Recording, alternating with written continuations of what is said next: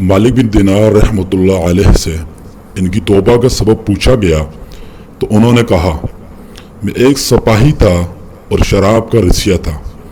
मैंने एक नफीस बांदी खरीदी और वो मेरे दिल में ख़ास मुकाम की मालिक बन गई। इससे मेरी एक बच्ची पैदा हो गई। मैं इस बच्ची को हद से ज़्यादा प्यार करता था। जब वो ज़मीन पर घिसट के चलने लगी तो मेरे दिल में इसकी मोहब्बत और बढ़ गई। वो मुझसे मायूस हो गई। मैं इसके सामने जब शराब ला कर रखता था तो वह इसको आकर खींचा तानी करके मेरे कपड़ों पर शराब बहा देती। जब इसके 2 साल हो गए तो वो मर गई। मेरे दिल को इसके गम ने बीमार कर दिया। 15 रमज़ान को जुमे की रात में शराब के नशे में मदहोश था। मैंने ईशा की नमाज भी नहीं पढ़ी थी। मैंने ख्वाब में देखा सूर फूंका गया और क़यामत कायम हो गई।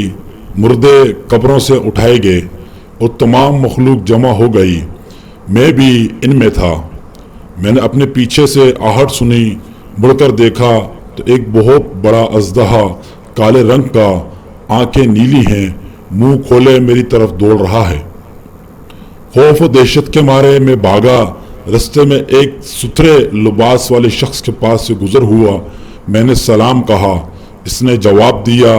मैंने कहा, बाबा मुझे इस अज़दे से पनाह दो, तुझे अल्लाह ताला पनाह देगा। वो बूढ़ा रोने लगा और कहा, मैं कमज़ोर और ज़ईफ़ हूँ और ये अज़दा ज़बरदस्त है, मेरे बस में नहीं। आगे चलो और भागो, शायद अल्लाह ताला तेरी निजात का कोई सूरत बना दे। मैं आगे भागने लगा और एक बुलंद जगह पर चढ़ गया। इधर से मैंने जहन्नम के तबकात को जान कर देखा। इनकी होलनाकियाँ देखी। करीब था कि अज़दे के खौफ से मैं इनमें गिर जाता।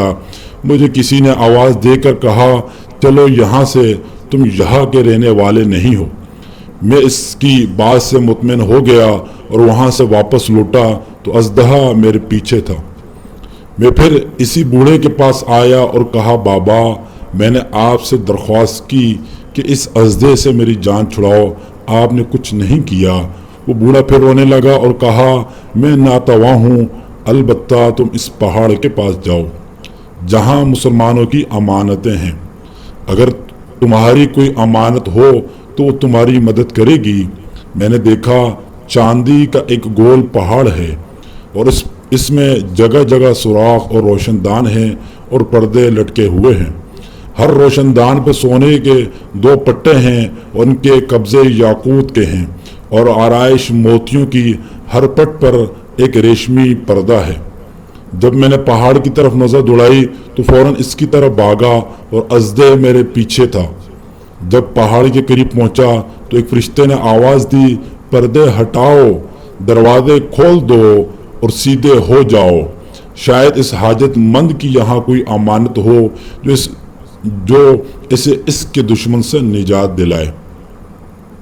मैंने देखा पर्दे हट गए और दरवाजे खुल गए और इन रोशनदानों से बहुत सारे बच्चे मेरी तरफ झांकने लगे। इनके चेहरे चांद की मानंद थे। अज़दहा भी मेरे नज़दीक पहुंच चुका था। मैं हैरान रह गया। इन बच्चों में से एक ने चलाकर कहा, अबे सब आओ, इसका दुश्मन इसके करीब आ गया है। चुनाचा वो जोक दर जोक खड़े होकर झांकने लगे। अचानक मेरी वो बच्ची जो मर गई थी वो भी इनके साथ झांक रही है। जब इसने मुझे देखा तो रोने लगी और कहा, हाय ये तो मेरा बाप है। इसने नूर की झरमट में तीर की तेजी के साथ छलांग लगाई और मेरे सामने आ खड़ी हुई। इसने अपना बायां हाथ मेरी तरफ बढ़ाकर मेरा दायां हाथ पकड़ लिया और अपने दायां हाथ को अज़दे की तरफ बढ़ा दिया तो वो भाग गया। फिर इसने मुझे बिठाया और मेरी गोद में बैठ गई और अपने दाएं हाथ से मेरी दाढ़ी पकड़कर कहा, ए अब्बा जान, क्या मोमिनों के लिए वो वक्त नहीं आया कि इनके दिल अल्लाह के जिक्र के लिए झुक जाएं। सूरह हदीद। मैं रोने लगा और कहा, ए बेटी तुम लोग भी कुरान को जानते हो? इसने कहा, हम तो तुमसे भी ज़्यादा कुरान को जानते हैं। मैंने कहा, अज़दे के बारे में तो कुछ बताओ जो मुझे हलाक करने के दर पे था। इसने कहा, वो तेरा बुरा अमल है जिसको तूने ताकतवर बनाया है और वो तुझे जहन्नम की आग में डुबोना चाहता है। मैंने कहा, اس بوڑھے کے بارے میں بتاؤ جو راستے میں ملا۔